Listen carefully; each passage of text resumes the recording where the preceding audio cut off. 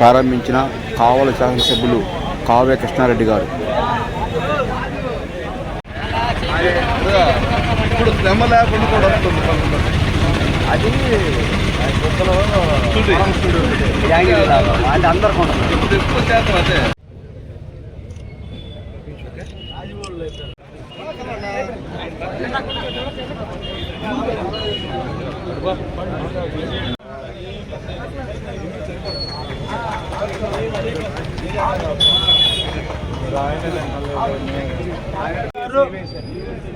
వారి సతీమణి ఈ రోజున అన్నా క్యాంటీన్కి ₹1,00,000 డొనేషన్ ఇచ్చేందుకు ముందుకొచ్చారు.